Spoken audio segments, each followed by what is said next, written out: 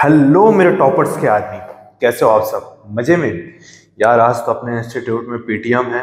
देखते हैं आज क्या होता है। आज देखो कि धुनाई होने वाली है। ओके बच्चों, तो अभी तक के हम लोगों ने ऑप्टिक्स क्या होता है ये देख लिया, लाइट क्या होता है ये देख लिया, ठीक है। उसके अलावा नेचर ऑफ लाइट क्या होता है ये भी देख लिया, और उसके अलावा मीडियम ऑफ लाइट भी देख लिया। सॉरी, मीडियम ऑफ लाइट अब मैं जो बताने जा रहा हूँ, ठीक है।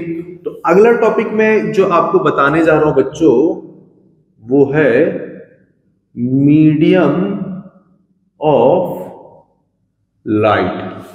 अच्छा, आप लोग मुझे बता सकते हैं कि आप कौन से मीडियम से हैं? हिंदी मीडियम कि इंग्लिश मीडियम? हाँ बेटा, मीडियम यानी तरीका होता है। और मीडियम ऑफ लाइट की बात करूं मैं तो क्या हो जाएगा? वो रास्ता जिससे लाइट ट्रेवल करता है, वो रास्ता जिससे लाइट मूव करता है, उसको मीडियम ऑफ लाइट बोला जाता है। ठीक है बच्चों, तो मीडियम ऑफ लाइट क्या हो जाएगा? The path through which light travels is called medium. एक बार और रिवाइज करते हैं। वो रास्ता जिससे लाइट क्या करता है, चलता है।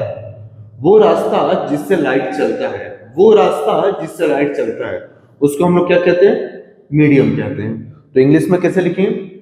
दैट पाथ या फिर the path through which light travels, through which light travels is called medium, is called medium. तो आप लोग को बता दो बेटा, एक बहुत बड़ा बैंकम बड़ा वाला कंफ्यूजन है।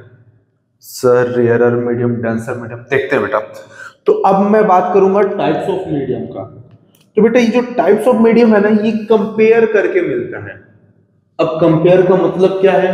मान लो मैं 200 किलो का होता, सपोज ऐसा हरा भरा दानव, हल्क हल्क, मैं कितने का होता?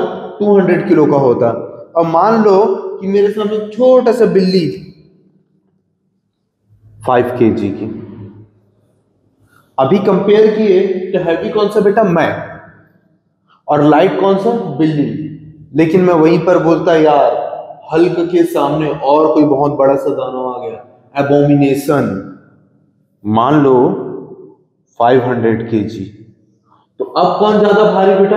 हाँ, एबोमिनेशन। तो इस तरह से मैं क्या करूंगा? क्लासिफाई करूंगा। मैं कंपेयर करके ये बोल सकता हूं मीडियम दो तरह के होते हैं, on the basis of comparison of mediums. तो बेटा जो पहला टाइप जो होता है ना, वो होता है रेयरर मीडियम, और दूसरा टाइप जो होता है वो होता है डेंसर मीडियम। आया क्या समझ में? सर एयर रेयरर है कि नहीं, ग्लास रेयरर है कि नहीं, वाटर रेयरर है कि डेंसर है, बेटा ये सब चीज कंपेयर करके चलते हैं। तो चलो हम एक एग्जांपल के थ्रू समझते हैं, ठीक है। अच्छा, उससे पहले एक बार और थोड़ा सा डेफिनेशन बता दूं, रेयरर और डेंसर। रेयरर का मतलब क्या है पता है बेटा? जिसमें डेंसिटी कम होती है, रेयरर। रेयरर रेयरर का मतलब क्या होता है? जिसमें डेंसिटी कम होती है। किस चीज की डेंसिटी बेटा? पार्टिकल्स की, उसको रेयरर बोलते हैं। और जिसमें पार्टिकल की डेंसिटी ज्यादा होती है, उसको हम डेंसर बोलते हैं बच्चों। ओके ओके, तो थोड़ा सा एग्जांपल के पार्ट में आते हैं बच्चों।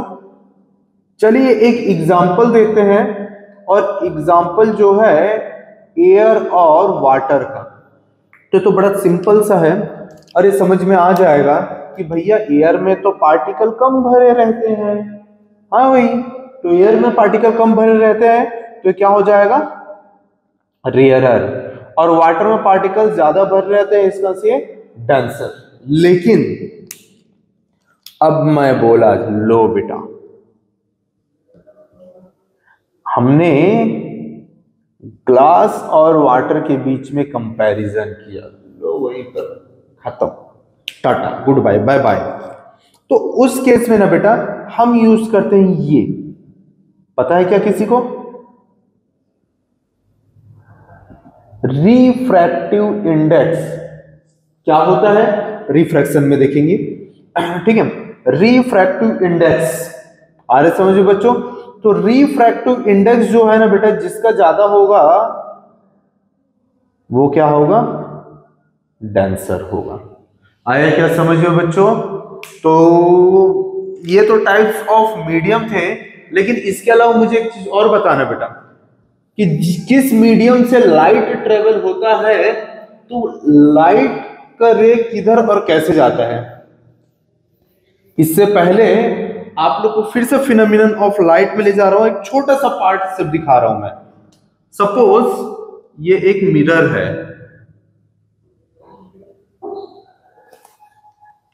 है ना बच्चों? सपोज ये एक मिरर है और ऐसे लाइट आया और इससे टकराया, क्या कहते हैं? हमसे जो टकराएगा चूर चूर हो जाएगा।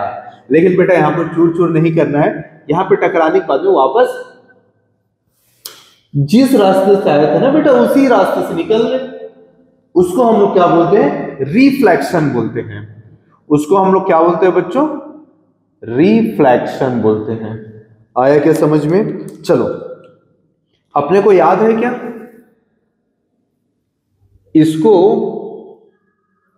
इंसिडेंट लाइट रे बोलते थे, इसको रिफ्लेक्टेड लाइट रे बोलते थे।